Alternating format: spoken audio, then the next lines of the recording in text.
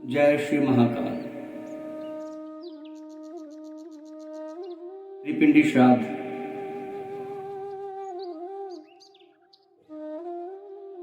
त्रिपिंडी श्राद्ध क्या है, कब करना चाहिए, किसके निमित्त करना चाहिए, कौन यह करने का अधिकारी है, इस विषय पर हम चर्चा करेंगे। श्राद्ध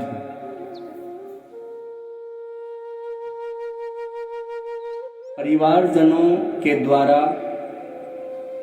अपने पितरों के निमित्त श्रद्धा भाव से किए गए कर्म को श्राद्ध कहते हैं।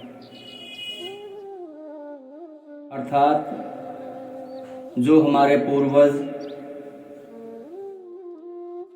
इस लोक को, मृत्यु लोक को छोड़ करके जा चुके हैं, जिनकी मृत्यु हो चुकी है, उनके लिए श्राद्ध करने का विधान शास्त्रों में दिया गया है।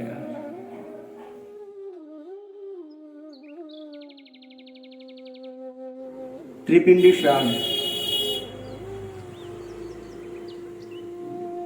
यह जो कर्म है उनके लिए किया जाता है जिन प्राणियों का, पूर्वजों का अंत्येष्टि कर्म विधि विधान के साथ नहीं हुआ। अर्थात 13वीं तक का जो कर्म है वो विधि विधान के साथ जिनका नहीं हुआ, उनके लिए यह कर्म प्रेत से पितर योनि में पहुंचाने के लिए किया जाता है। अब प्रेत कौन होते हैं?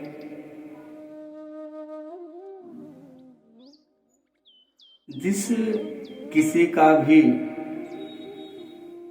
परिवारजनों के द्वारा अपने पूर्वजों का, चाहे वो पिता हो, दादा हो, परदादा हो, माँ हो, दादी हो, परदादी हो, भाई हो, बहन हो,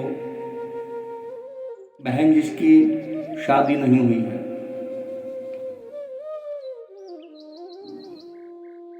जिनका अंत्येष्टि कर्म विधि विधान के साथ नहीं किया गया, वे सब प्रेत योनि में रहते हैं और परिवार की उन्नति को रोक देते हैं, परिवार को आगे बढ़ने नहीं देते।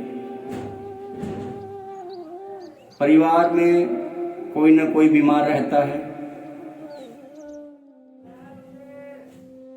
बीमार भी है लेकिन डॉक्टरी रिपोर्ट में कोई बीमारी नहीं आती। विवाह के योग्य पुत्र या पुत्री हो चुके हैं लेकिन उनका रिश्ता नहीं होता। शादी हो गई, संतान नहीं होती, संतान हो गई परंतु कन्याएं हैं, पुत्र की प्राप्ति नहीं होती। जिसको पुत्र नहीं होता,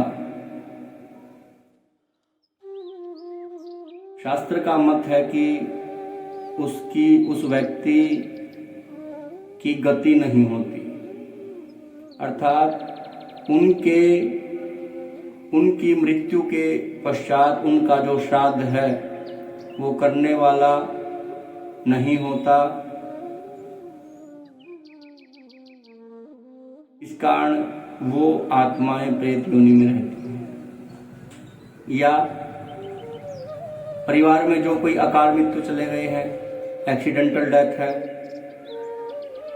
या युवा अवस्था में जिनकी डेथ हो गई है, मृत्यु हो गई है, वे सभी जन प्रेत योनि में रहते हैं और परिवारजनों का खून चूसते हैं। अर्थात जिस प्रकार से परिवार की उन्नति होनी चाहिए थी, वो उन्नति नहीं हो पाती और परिवार पिछड़ जाता है।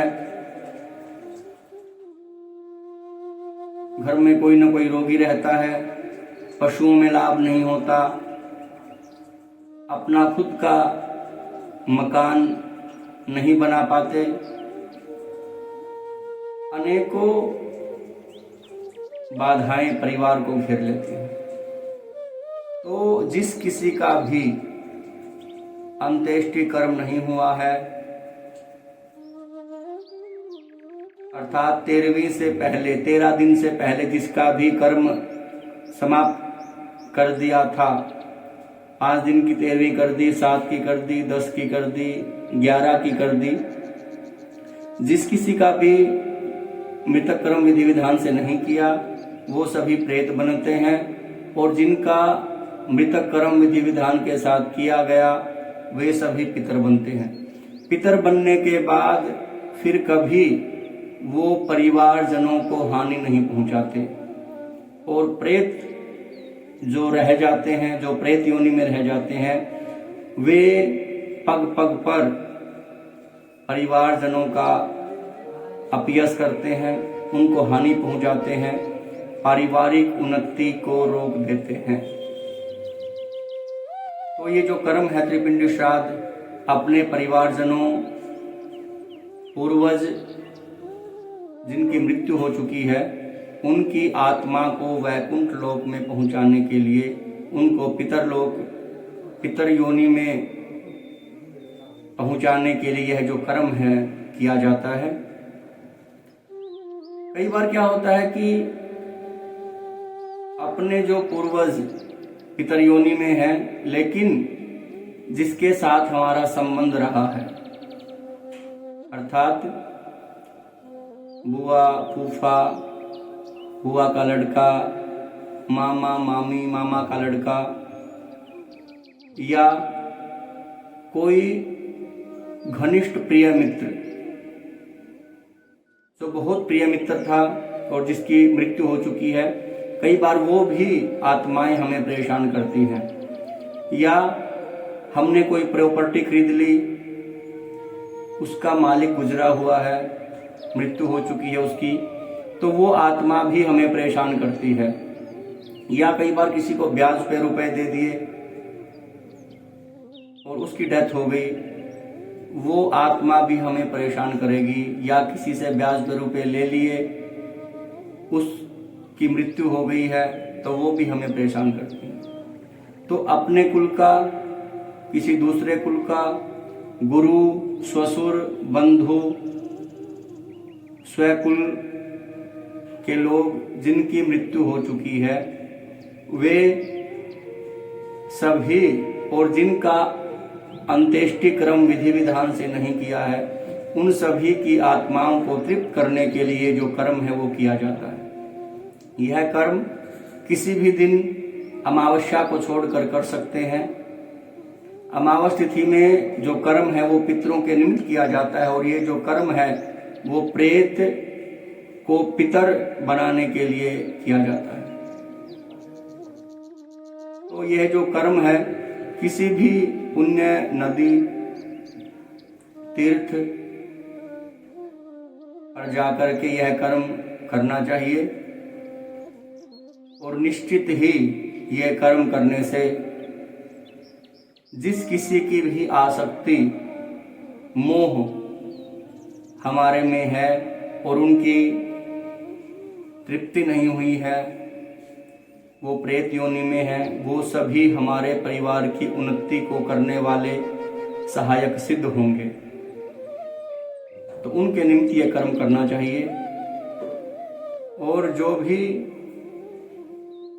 यह जो कर्म है अपने पितरों के निमित्त करता है, उसे निश्चय ही अपने पितरों की कृपा प्राप्त होती है, और उसके जो रुके हुए जो काम है वो अवश्य बनते हैं। तो ये जो कर्म है विधि विधान के साथ करना चाहिए। जय श्री महाकाल।